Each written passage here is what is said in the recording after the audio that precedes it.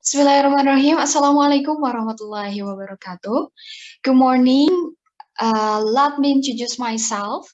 My name is Ivan Nurunihar, and my friend to the assignment for Indonesia English Interpreting is Ilham Taufik Fajar, Cynthia Valentin, and Miss Hairani. So let's we move to our assignment. Terima kasih untuk Teh Syifa karena persilahkan. Nah, untuk interpreting kali ini kita ngambil dari artikel yang berjudul Gender sebagai Analisis Sosial Masa Kini. Saya bacakan ya, Teh Syifa. Untuk paragraf pertama. Isu tentang gender telah menjadi bahasan analisis sosial masa kini, menjadi pokok bahasan dalam wacana perdebatan mengenai perubahan sosial dan juga menjadi topik utama dalam perbincangan mengenai pembangunan dan perubahan sosial. Gender is one of topic in social research, which is the topic told about society that is growth and that has to be earlier topic.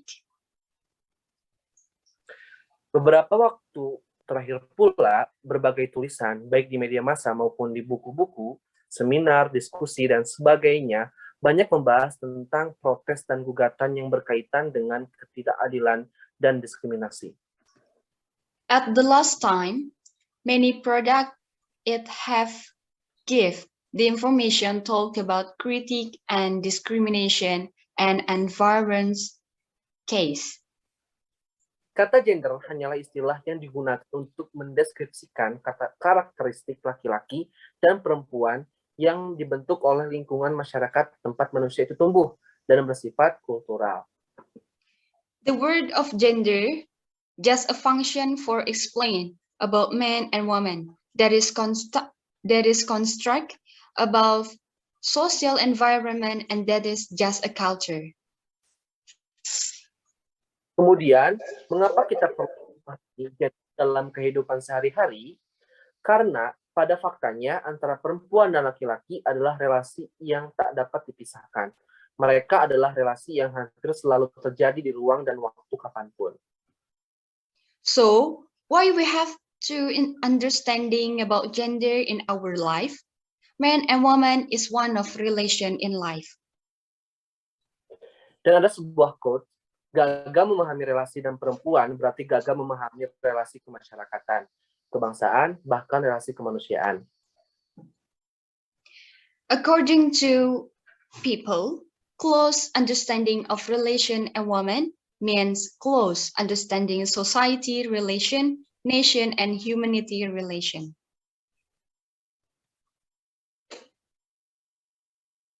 Meskipun perempuan dan laki-laki terkadang dibeda-bedakan, semua itu hanya perbedaan secara biologis, di mana hal tersebut merupakan pemberian Tuhan yang abadi, yang membedakan hanyalah konstruksi lingkungan itu sendiri.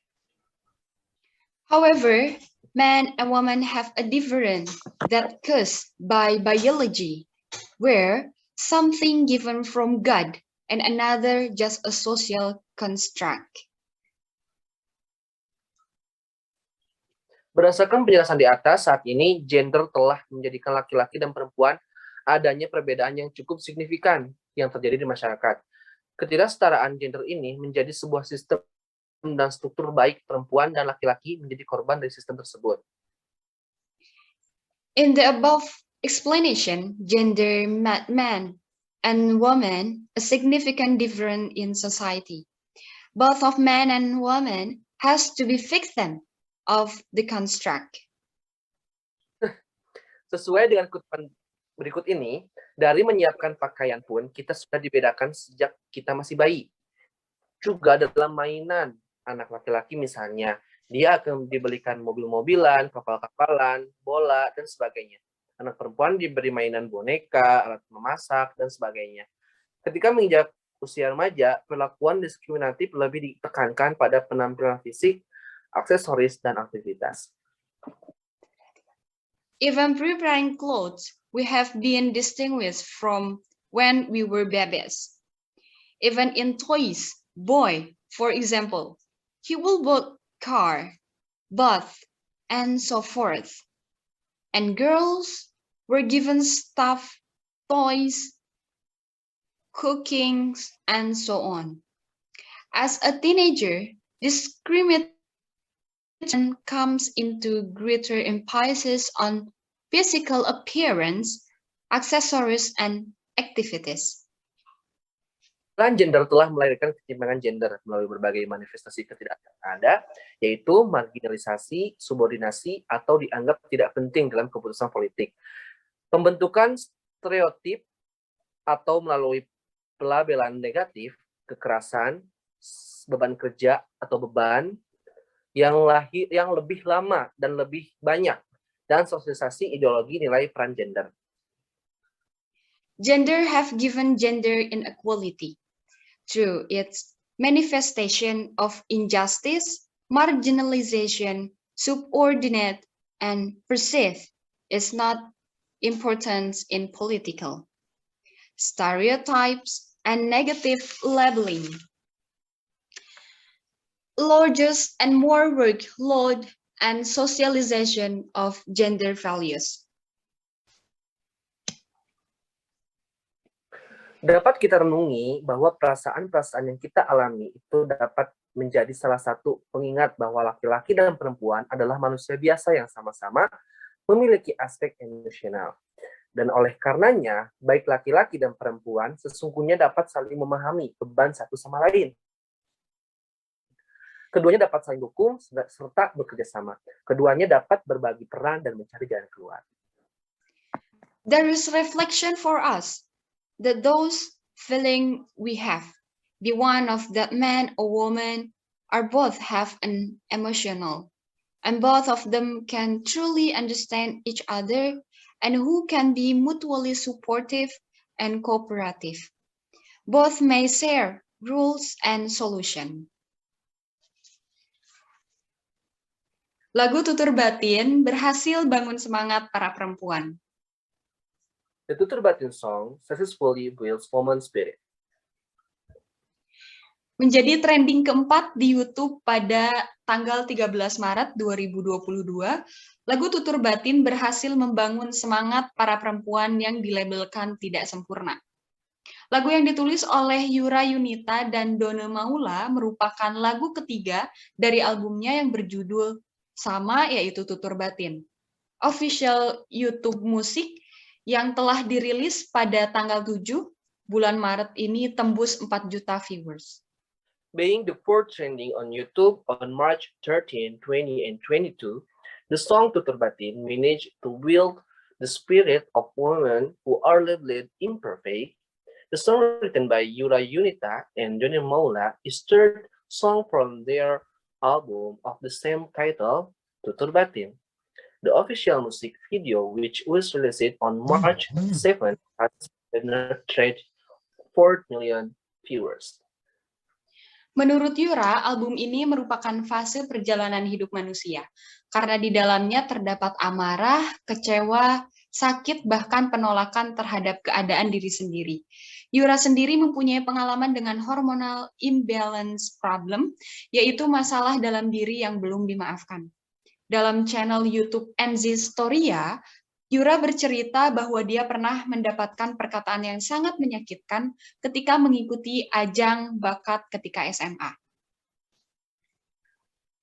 Yura said this album is a piece of the journey of human life because it contains anger, disappointment, pain, and even rejection of one's own situation.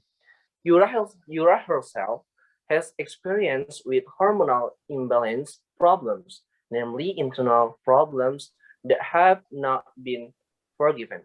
In NZ Storia's YouTube channel, Yura shared that she once received 3 hurtful words when she participated in a talent event when she was in high school.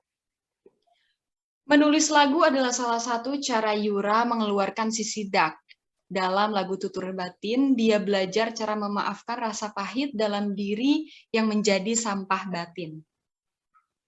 Writing songs is one of Yura's ways to bring out her dark side. In the song Tutur Batin, she learns how to forget the better feelings within which become inner trash. Di menit pertama pada official musik video Tutur Batin memperlihatkan seseorang wanita yang dibanding-bandingkan dengan adik perempuannya oleh orang tuanya sendiri. In the first minute, Tutur Batin's official music video shows a woman being compared to a younger sister by her own parents. Selain itu juga memperlihatkan sosok perempuan yang memiliki permasalahan dengan berat badan. Dia diacuhkan oleh sahabatnya. Lalu ada seorang ibu rumah tangga yang diselingkuhi oleh suaminya dan mencoba tangguh demi anaknya. It also shows the figure of a woman who has problems with weight. She is ignored by her best friend. Then there was a housewife who was cheated on by her husband and tried to be took for the sake of her child. Bait lagu ini menyadarkan kita bahwa mengejar kesempurnaan itu tidak akan ada habisnya. Sampai kita dapat menerima diri kita apa adanya. Berhenti menuntut diri untuk sempurna di hadapan orang lain, tapi sempurnalah untuk dirimu sendiri. This verse of the song reminds us that the pursuit of the perfection will never end until we can accept ourselves as we are. Stop demanding yourself to be perfect in front of others, but be perfect for yourself. Thank you. Thank you. Thank you for your attention, guys, and thank you very much. We have to finish our assignment, and so thank you. Wassalamualaikum warahmatullahi wabarakatuh. Bye. Mengenal COVID-19. Ditinjau oleh Dr. Selviana Indah Jaya, COVID-19 adalah penyakit menular yang disebabkan oleh jenis virus corona yang baru ditemukan. Knowing COVID-19, review by Dr. Selviana Indah Jaya. COVID-19 is an infectious disease caused by a newly discovered type of coronavirus. Virus ini adalah virus baru dan penyakit yang tidak dikenal sebelum terjadinya wabah di Cina, Wuhan, pada bulan Desember 2019. This virus is a new virus and normal disease of the outbreak in Wuhan, China in December 2018. Sejarah penemuan. Discovery history. Pada tanggal 31 Desember 2019, WHO mendapatkan informasi mengenai kasus pneumonia yang terjadi di kota Wuhan, Provinsi Hubei, China. On December 31, 2018, the World Health Organization received information about a case of pneumonia that occurred in the city of Wuhan, Hubei Province, China. Pada tanggal 7 Januari 2020, otoritas Cina mengkonfirmasi telah mengidentifikasi virus baru. On January 7, 2020, Chinese authorities confirmed that they had identified a new virus, yaitu virus corona yang merupakan famili virus seperti flu, virus SARS, dan MERS, yang mana dilaporkan lebih dari 2.000 kasus infeksi virus tersebut terjadi di Cina termasuk di luar Provinsi Hubei. Coronavirus which is a family of flu virus, such as SARS and MERS virus, of which more than 2,000 cases of infection with the virus have been reported in China, including outside Hubei province. Virus corona merupakan famili virus yang menyebabkan penyakit mulai dari flu biasa hingga penyakit yang lebih berat seperti MERS dan SARS-CoV. Coronavirus are a family of viruses that cause illness ranging from the common cold to more severe diseases such as middle respiratory syndrome and severe acute respiratory syndrome. Pada 11 Februari 2020, WHO mengumumkan nama jenis virus corona tersebut adalah Coronavirus Disease 2019, disingkat menjadi COVID-19. On February 11, 2020, World Health Organization announced the name of the new type of coronavirus was coronavirus disease 2019, abbreviated to coronavirus COVID-19. Masa inkubasi. Incubation period. Masa inkubasi dapat bervariasi antar pasien, yaitu 2-14 hari setelah terpapar virus berdasarkan periode inkubasi yang ditunjukkan sebelumnya pada virus MERS.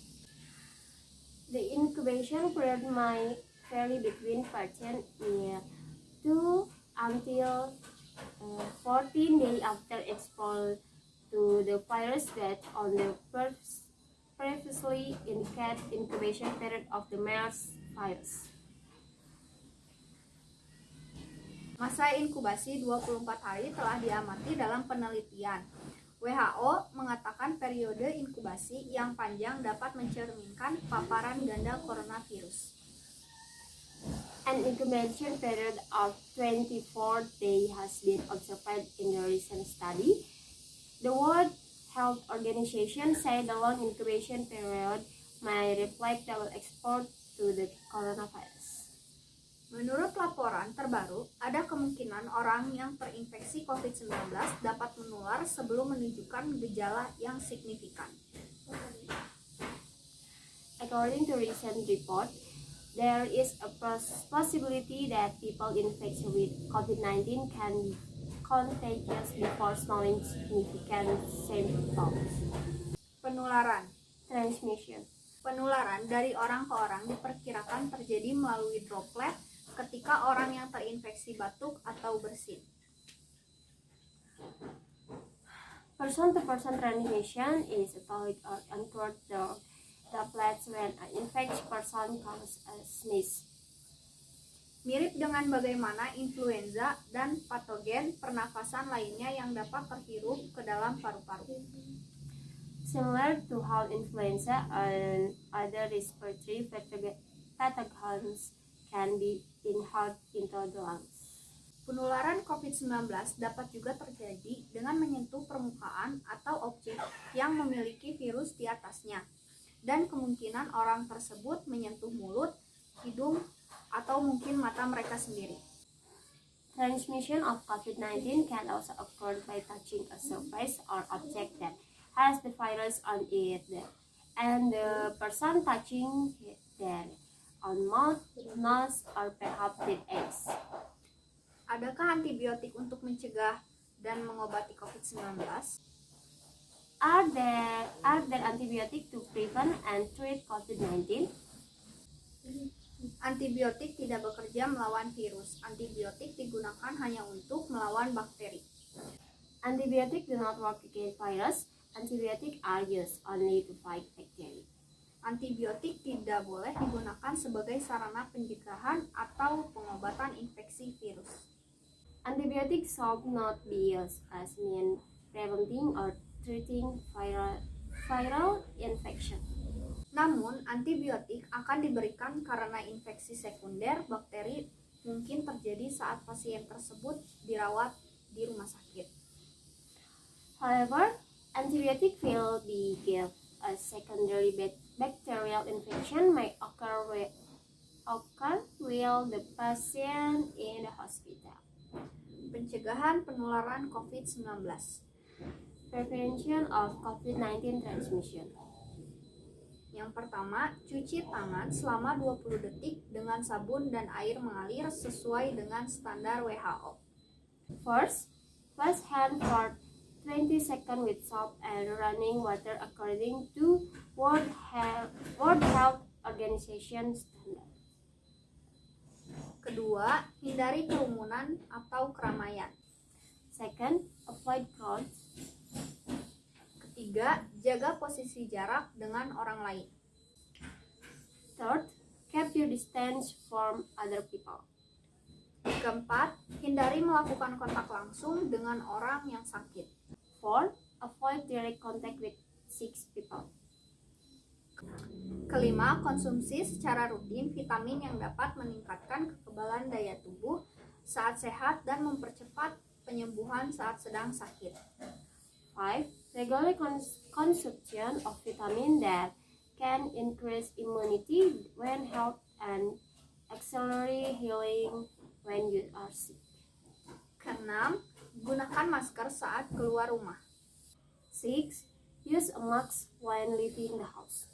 Ketujuh, membersihkan dan mendisinfeksi secara berkala barang-barang yang sering disentuh. 7. Clean and disinfect frequently touched item. 8. Mendapatkan vaksinisasi COVID-19 sesuai dosis dan anjuran yang berlaku. 8. Get the COVID-19 vaccination according to the applicable dosage and recommendation. Pendidikan di masa pandemi lebih baik pelajaran daring atau luring? Education in the time of pandemic, rather online or offline learning. Sejak pandemi COVID-19 berlangsung, pendidikan di Indonesia telah mengalami banyak perubahan. Since the COVID-19 pandemic took place, education in Indonesia has undergone many change. Pendidikan saat ini lebih mengedepankan pembelajaran basis teknologi atau pembelajaran digital. Education currently prioritizes technology-based learning or digital learning. Pembelajaran yang sebelumnya dilakukan secara tatap muka atau luring, luar jaringan, kini beralih menjadi daring atau dalam jaringan. Learning that was previously done face-to-face or offline outside the network has now shifted to online in the network.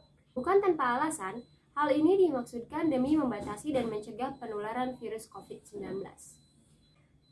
Not without reason, this is intended to limit and prevent the spread of the COVID-19 virus.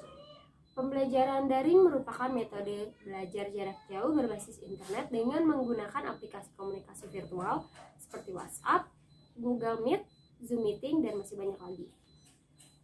Online learning is an internet-based distance learning method using virtual communication applications such as WhatsApp, Google Meet, Zoom Meeting, and many more. Pada pembelajaran ini, siswa dan guru tidak bisa bertatap muka secara langsung, tetapi melalui media online yang sudah disebutkan sebelumnya. In this learning, students and teachers cannot meet face-to-face but through online media as previously mentioned. Akibat perubahan tersebut, guru dan siswa harus bisa beradaptasi dengan cepat. Salah satunya menyoal perubahan pada metode pembelajaran. As a result of this change, teachers and students must be able to adapt quickly, and of them is about change in the learning methods. Metode pembelajaran saat ini berubah menjadi lebih kreatif dan inovatif. Jika sebelumnya pembelajaran dilaksanakan dengan metode teacher center atau berpusat pada guru, sekarang beralih ke metode student center, di mana siswa aktif belajar mandiri dengan dibimbing oleh guru. Learning methods are currently changing to be more creative and innovative, especially learning was carried out using the teacher-centered method, now switching to the study method. Siswa juga bisa mendapatkan tambahan informasi dari e-book yang tersedia gratis di internet. Oleh sebab itu, siswa tidak perlu membawa banyak buku pembelajaran dan hanya tinggal mengunduh gratis di internet. Students can also get additional information from e-book which are available free on the internet. Therefore, students do not need to bring a lot of textbooks and only need to download for free on the internet. Namun sayangnya, pembelajaran daring juga memerlukan persiapan yang tidak sedikit. Guru dan siswa harus memiliki perangkat yang memadai agar pembelajaran daring dapat terlaksana. But unfortunately, online learning also requires a lot of preparation. Students and teachers must have adequate tools so that online learning can take place. Selain itu, juga selama proses pembelajaran, harus tersedia sinyal stabil dan kuota internet yang cukup.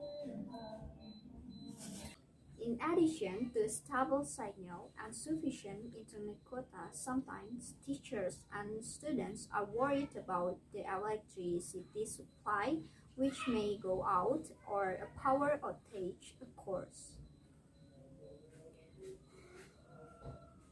Tentu saja hal ini tidak bisa diantisipasi sehingga bisa menghambat pembelajaran. Ada beberapa siswa mengeluhkan lelah dalam mengikuti pembelajaran daring.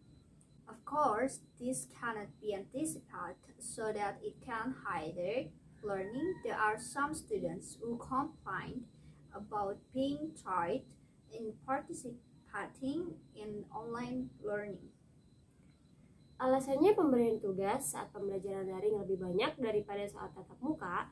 Mereka merasa waktu lebih banyak dihabiskan untuk mengerjakan tugas daripada memahami materi pembelajaran. The reason is that there are more assignments during online learning than when face-to-face. They feel that more time is spent doing assignment rather than understanding the subject matter. Belum lagi jika mereka tiba-tiba dimintai tolong oleh orang tua mereka, dan tentu saja akan memecahkan konsentrasi belajar mereka. Not to mention if they are suddenly asked for help by their parents, and of course it will break the concentrations of the study. Banyak siswa menginginkan pembelajaran luring atau tatap muka dilakukan kembali. Many students want online or face-to-face learning to be respected. Alasannya pun beragam. Ada yang mengeluh merasa bosan belajar terus di rumah, merasa tidak paham dengan materi, atau mengeluh kuota internetnya cepat habis karena digunakan pembelajaran daring. The reasons are varied. Some complain that they feel bored studying at home, feel that they do not understand the material, or complain that their internet quota runs out quickly because online learning is used.